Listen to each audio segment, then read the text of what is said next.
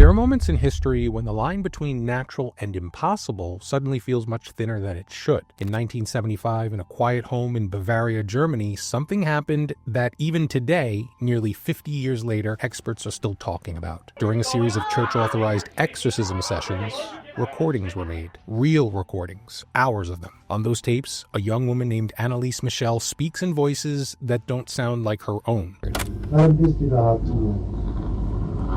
Ich spreche das so, dass ich in dem Wald ein bin. She answers questions in weird tones and shifting voices. She reacts to prayers in ways her doctors struggled to interpret. Witnesses reported moments that they couldn't explain. Sudden changes in demeanor, unexpected surges in strength, and long stretches of unsettling behavior. Her family believed that they were watching a spiritual battle unfold. Her doctors believed that they were witnessing a severe medical crisis. The two sides collided so intensely that her case didn't just become a mystery. It became a courtroom drama that forced Germany to decide where the boundary lies between illness and something else. What happened to Anneliese Michel is not just the story behind the Exorcism of Emily Rose. It's the real case that inspired it. It's a case filled with documented events and conflicting expert opinions. It's a series of inexplicable moments captured on tape that continue to divide scholars, priests, physicians, and skeptics. I'm John Genoa, and you're watching America's Strangest History. Tonight is a viewer request video, and we're diving into those tapes. Also the medical files, the priest testimonies, and the trial that changed everything. This is the exorcism that inspired the 2005 horror movie, The Exorcism of Emily Rose. This is the exorcism of Anneliese Michel. Before the tapes, before the headlines, before the exorcisms, there was a young woman whose life looked completely ordinary from the outside. Anneliese Michel, born 1952, grew up in a devout Catholic family in Klingenberg. It's a small village in Bavaria. Her teachers described her as bright, disciplined, and determined. A top student, soft-spoken, deeply committed to her faith. Nothing about her early life suggested her name would one day be known around the world. When she turned 18, she enrolled at the University of Würzburg. She planned to study teaching. Her friends later told investigators she was kind and extremely conscientious, the sort of person who apologized if she thought she'd even inconvenienced somebody, even just a little. But during her final years of high school and into the start of university, something began to change. Anneliese developed a series of health symptoms, including episodes that resembled epileptic seizures. Doctors diagnosed her with a temporal lobe epilepsy. It's a condition known to affect perception, mood, sleep, and in rare cases, produce intense spiritual or emotional experiences. Medication was prescribed, treatment began, and for a time her symptoms appeared manageable. But then the episodes shifted. Anneliese began reporting sensations she couldn't explain, feelings of heaviness, experiences she described as being held down, and a growing sense that something was influencing her thoughts. She told those close to her that during prayer, she sometimes felt an overwhelming inner resistance, like something inside her pushed back. To her doctors, these were signs of psychological stress layered on top of neurological illness. Her family, deeply rooted in Catholic faith, thought differently. These moments sounded like something else entirely to them. What makes her story so compelling and so difficult is that both interpretations contained elements of truth. Her medical tests showed real abnormalities. Her behavior showed real distress. But her personal writings revealed spiritual fears that ran deeper than anything her doctors had considered. By the early 70s, Anneliese Michel was caught between two realities: a medical diagnosis that explained some, but not all, of her symptoms, and a spiritual interpretation that her family and eventually two Catholic priests believed explained what medicine could not. And it's in this tension, the pull between science and faith, that our story truly begins. Because in the months that followed, her condition escalated dramatically. Her symptoms intensified. Her behavior changed in ways witnesses struggled to interpret. And those contradictions set the stage for the most controversial religious rituals ever documented in modern Europe.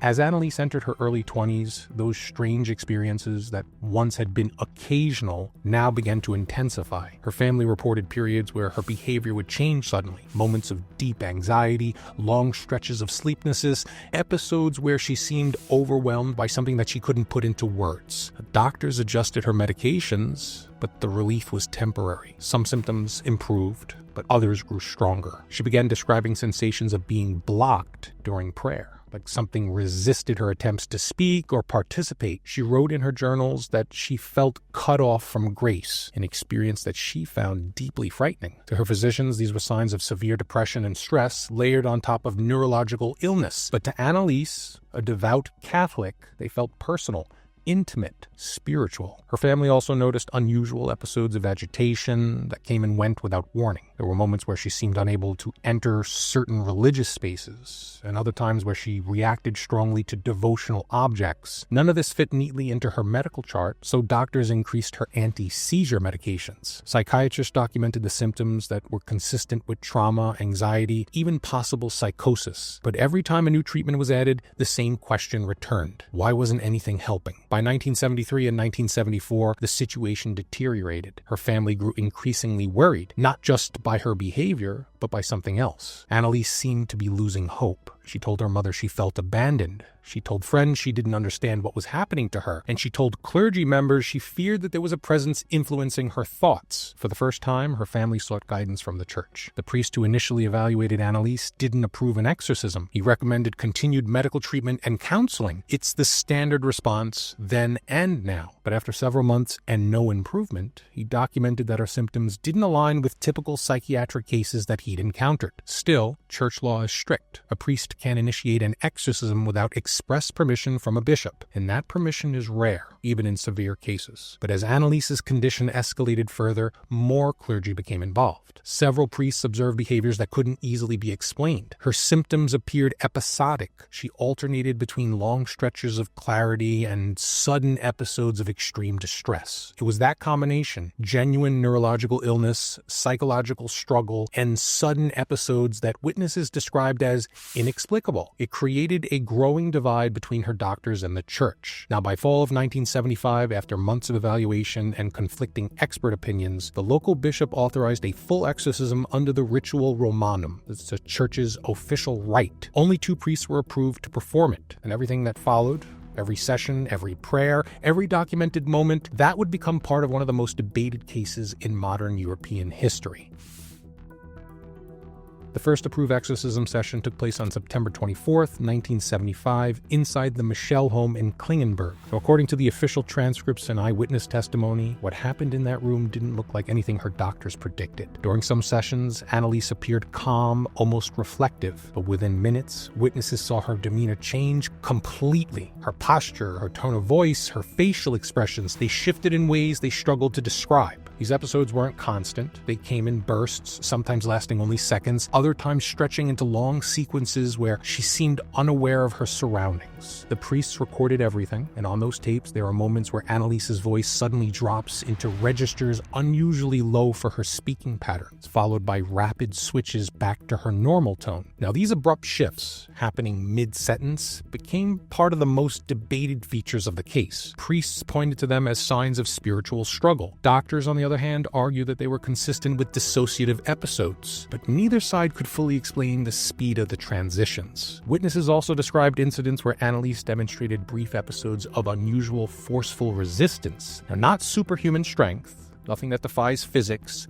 but moments where she resisted multiple adults attempting to steady her and then almost immediately collapsed into exhaustion. It wasn't constant, and it wasn't predictable, and that unpredictability is what unsettled everyone around her. At other times, during prayer, she reportedly reacted with sudden agitation. She'd flinch and then she'd cover her ears. Moments later, she'd return to a calm, conversational state. Now, witnesses said that these responses were tied to specific lines of prayer, while other prayers had no visible effect at all. This selective pattern became central to the church's interpretation of her condition. Her family and the priests also documented periods where Anneliese claimed to perceive figures or presences in the room during the sessions. Now, these reports didn't align with her neurological symptoms or medication side effects. Doctors interpreted these as hallucinations. Clergy saw them as part of the spiritual conflict, but both groups acknowledged that the experiences were deeply distressing and highly specific in their timing. One detail noted in the transcripts is how quickly her mood could shift. At one moment, she'd be polite to questions. Seconds later, she'd become withdrawn or unresponsive, as if caught between two competing states of awareness. These fluctuations made it extremely difficult for her doctors to form consistent diagnoses. It was equally difficult for the priest to maintain a single religious interpretation. Across 67 sessions, the pattern repeated: calm,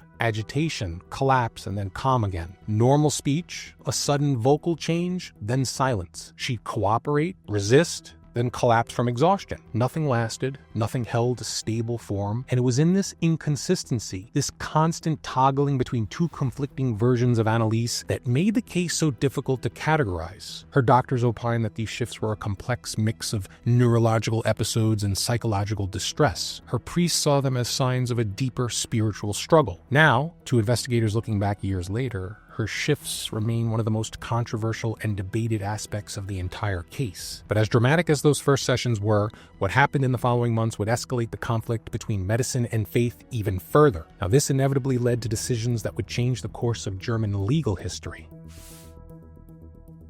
As the exorcism sessions continued into late 1975 and early 1976, the atmosphere inside the Michel home grew more intense. By now, her symptoms were no longer occasional. They came in waves that neither her doctors nor her priests could predict. According to transcripts and witness testimony, the middle sessions contained some of the most debated and unusual moments documented in a modern exorcism case. Episodes of intense resistance were followed by immediate exhaustion. During portions of the rites, witnesses said that Anneliese would sometimes require restraint for her own safety. Again, nothing supernatural, nothing outside human possibility, but moments of brief, intense resistance followed almost immediately by complete physical collapse. Her strength wasn't constant, and it wasn't superhuman as often misrepresented online. But during adrenaline spikes, she became difficult for multiple adults to steady, and then seconds later she appeared drained and fatigued. Her doctors described these episodes as possible neurological storms or stress-induced responses. The priests saw them as reactions tied directly to the ritual. Now, both sides were seeing part of the picture, but neither side could fully explain the timing. One of the strangest patterns noted in the transcripts is how selectively Anneliese reacted to different parts of the ritual. Some prayers produced no visible response. Others, specific lines, particularly invocations, caused sudden agitation, flinching, withdrawal, or emotional distress. Now, this selective pattern became a major point of debate. Priests said that the reactions corresponded with spiritually significant commands. Doctors argued that they were conditioned responses tied to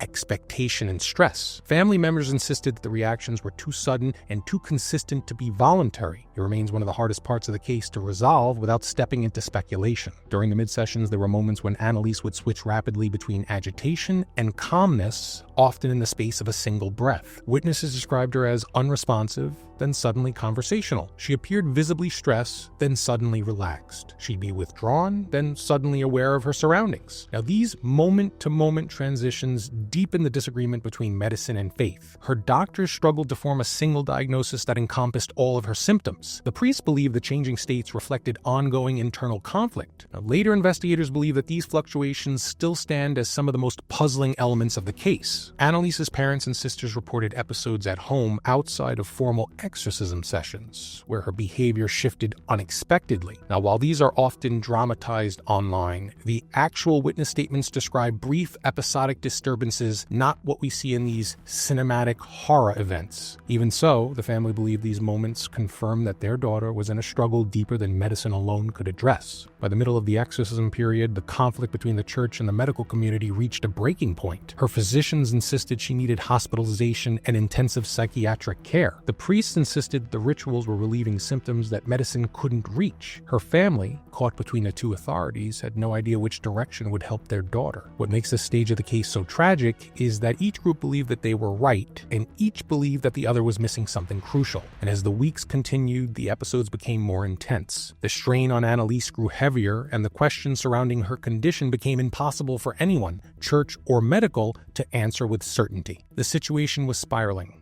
And by early 1976, the church had fully committed to continuing the exorcisms even as Anneliese's health deteriorated. The conflict was no longer academic. It was immediate. It was raw. It was leading the case towards a legal and moral crisis that would shock Germany.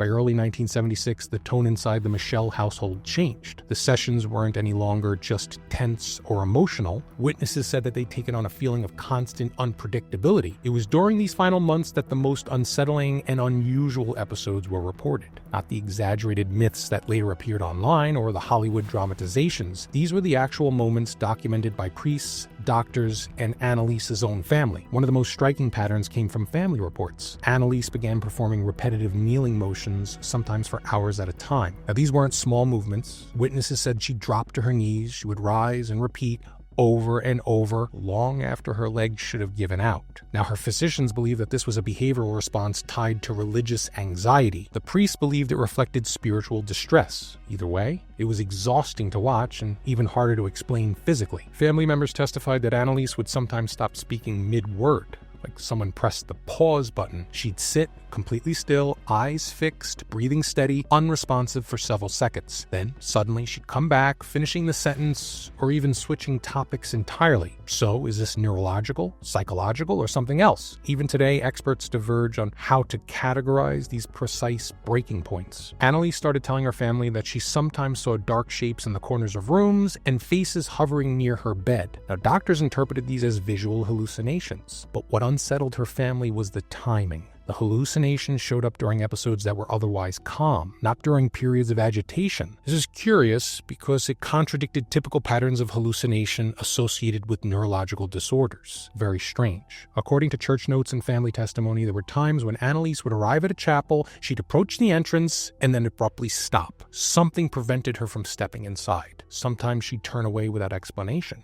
Other times she'd insist that she felt blocked or unable to cross the threshold. Family members and priests described abrupt changes in her facial expressions, also her posture and eye contact. Now, these weren't drawn-out emotional transitions. Witnesses say they happened instantly, often in response to particular prayers or prompting. This is one of the most consistent and most debated features of the case. Doctors struggled to map these transitions onto typical neurological patterns. Priests believe that they reflected a direct response to ritual commands. Anneliese told her family and later therapists that she sometimes felt a heavy pressure on her chest, especially at night or during solitary prayer. Now, this appears in the medical notes as well. Doctors described it as sleep-related paralysis, but Anneliese experienced it while awake, according to her family's testimony. This is one of the earliest symptoms that convinced her family something spiritual may be at play. Witnesses said she'd sometimes pace the room for hours, stopping at unpredictable intervals. Her movements were described as agitated, restless, almost trance-like. Now, this is distinct from the kneeling rituals.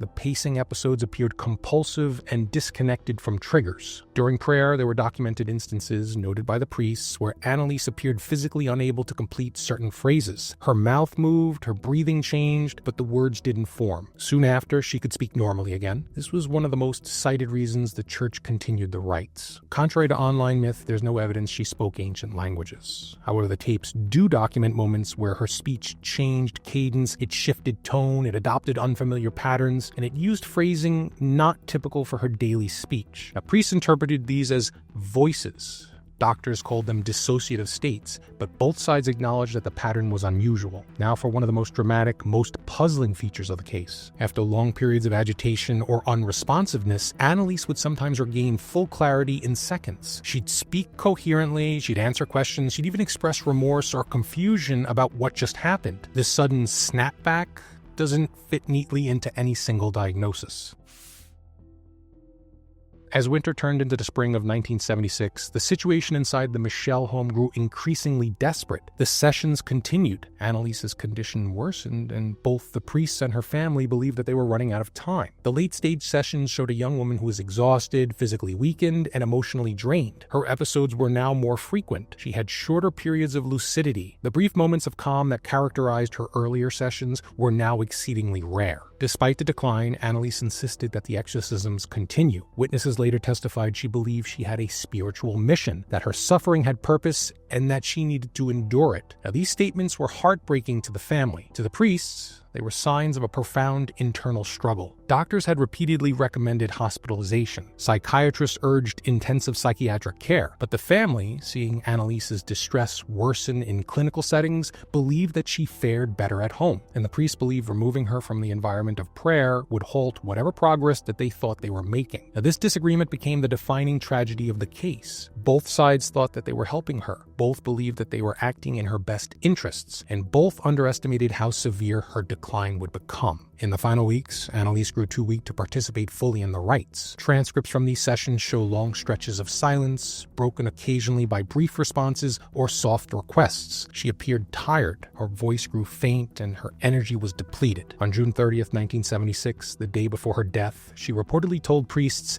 "Keep going. We must continue." Now, these statements, according to court testimony, convinced the priests that they should finish the ritual sequence. To her family, it was a sign of unwavering devotion and of how deeply she believed that she was trapped between forces that she couldn't control. On the morning of July 1st, 1976, 23-year-old Anneliese Michel passed away in her family home. Her death was attributed to complications arising from a prolonged physical and psychological decline. Now, there was no violence, there was no dramatic episode, just a young woman whose body could no longer withstand the toll of the preceding months. Her passing ended the spiritual battle her family believed she was fighting, but it also ignited a legal and ethical one that would resonate across Germany. Upon learning of the circumstances surrounding her death, authorities launched an investigation. Prosecutors focused on the length of the exorcism period and the absence of conventional medical intervention near the end. Also, the decision to rely primarily on religious rites as her health declined. The focus wasn't the supernatural claims, it was the responsibility. Who was accountable for her care? Did the medical system fail her? Did the church overstep its authority? Had her family trusted the wrong experts? Now, these questions led directly to the landmark 1978 criminal trial. It's a case that would redraw the boundaries between religious freedom, medical duty, and legal accountability. What happened inside that courtroom still divides scholars, theologians, and psychiatrists, because the verdict didn't just address one tragedy. It addressed the collision of two worldviews with a human life caught in between. In 1978, 2 years after Anneliese Michel's death, Germany opened one of the most controversial criminal cases in its modern history. It's controversial because the case wasn't against a perpetrator or someone who intended harm. It was against her parents and the two priests who conducted the exorcisms. The charges? Negligent homicide. The question before the court wasn't supernatural, it wasn't theological, it was brutally human. Who failed Anneliese Michel, and when should someone have stepped in? Prosecutors argued that Anneliese's condition was primarily medical. It's a combination of neurological illness and severe psychological distress, and that the exorcisms replaced clinical care that she desperately needed. They pointed to her declining physical condition, her refusal for food and drink in the late stages, the absence of recent hospital intervention, and the decision to rely on religious rites even as her health deteriorated. Now, to the prosecution, the issue wasn't faith, it was responsibility. They claimed that the family and the priests allowed a treatable condition to escalate because they believed that the cause was spiritual rather than medical. The defense, on the other hand, painted a very different picture. They argued that Anneliese was under continuous medical care for years. Her medications never resolved her symptoms. She herself requested the exorcism. The family believed that they were following church protocol and medical guidance simultaneously. They stressed that the priests hadn't acted independently. They were formally authorized by a bishop to perform the rites. And they believed that they were addressing a spiritual crisis unresponsive to treatment. In other words, they acted not out of neglect, but out of conviction. They believed that they were helping her in the only way left, since science and medicine failed. The courtroom became a battleground of ideologies. Medical experts testified that her symptoms fit known psychiatric and neurological patterns. They said her visions and pressures were consistent with severe psychological stress, and her behavioral episodes matched dissociative disorders. Theological witnesses countered that her reactions to specific prayers were too selective to be random, and her sudden mood shifts during the rites were unusual for psychiatric patients. Now, her own stated beliefs shouldn't be dismissed here. Each side saw the same events, but through completely different lenses. The recordings from the exorcism sessions were presented as evidence. The prosecution felt that they documented a woman in a psychological crisis. The defense said that they showed someone expressing intense internal distress during moments of religious confrontation. To the public, they became part of a cultural phenomenon, fueling debate long after the trial ended, debate enough to make a blockbuster movie. After months of testimony, argument, and national attention, the court delivered a controversial conclusion. The parents were found guilty, but received no punishment. The two priests were found guilty, but received suspended sentences. The judges acknowledged that the family acted out of love, not malice, and the priests followed an authorized ritual. Everyone involved believed that they were helping Anneliese, but they also concluded that the medical intervention should have taken precedence as her condition worsened. So, the verdict was a compromise, a recognition of tragedy without assigning full blame to any single party. The case forced Germany and the world to confront difficult questions. Where does mental illness end and spiritual belief begin? Who decides when faith-based treatment crosses a legal line? How do you assign responsibility in a case where everyone believed that they were doing the right thing? Now, these questions have no simple answers, and that's exactly why Anneliese Michel's story still resonates today. Not as a horror tale, but as a human one, because at its core, this trial wasn't just about what happened in that house. It was about how a society responds when faced with a mystery that refuses to fit neatly into science or faith. After the trial, the Catholic Church quietly reevaluated its approach to exorcisms. Anneliese's case demonstrated how easily spiritual interpretation can overshadow medical urgency. In the years that followed, training for exorcists became more structured. Psychological evaluation became mandatory. Exorcisms were performed far less frequently, and the Church emphasized collaboration with mental health professionals. Now, whether you believe in possession or not, Anneliese's case forced the Church to adopt a more cautious, accountable system. For Germany, and later for psychologists worldwide, Anneliese Michel became the center of conversations about limits of diagnosis and the importance of patient autonomy. Her medical history is now studied in universities as a reminder that neurological and psychological illness can evolve rapidly if not supported with consistent care. Her case isn't proof of the supernatural, nor is it proof that everything she experienced was purely medical. It's a reminder that human suffering often refuses to fit neatly into one category. Decades later, The Exorcism of Emily Rose introduced her story to a global audience. But the film, as dramatic as it is, removed the nuance. It replaced real complexity with cinematic tension. In the film, the question is framed as good versus evil, and in reality, it was far more complicated. This is about medical uncertainty versus spiritual conviction, parental love versus institutional responsibility, human vulnerability versus systems that couldn't agree on what she needed. What Hollywood dramatized, the real record presents more quietly and more tragically. The reason Anneliese Michel's case still resonates is simple. It sits on the fault line between two explanations for human suffering. Medicine explains part of it, faith explains part of it, but neither explanation alone resolves the contradictions we see in her transcripts, in her symptoms, her behavior, and her decline. Anneliese became the symbol of a question our culture has never fully resolved. When a person is in crisis, who decides what help looks like? And what happens when everyone trying to save them pulls in opposite directions? Anneliese Michel wasn't a horror movie character. She was a woman who struggled deeply with a condition that doctors, priests, and her own family interpreted through different lenses. Her death wasn't the victory of one side over the other. It was the cost of a world that didn't know how to navigate the space between science and belief. And maybe that's where her story still lingers. Because no matter what you believe happened in that room, everyone involved, doctors, clergy, family, they all thought that they were doing the right thing. They just couldn't agree on what right meant. So what do you think? Was this a bona fide case of demonic possession or simply an undiagnosed medical condition? Let me know what you think in the comments. Till next time, I'm John Genoa, and you've been watching America's Strangest History. Thanks for watching.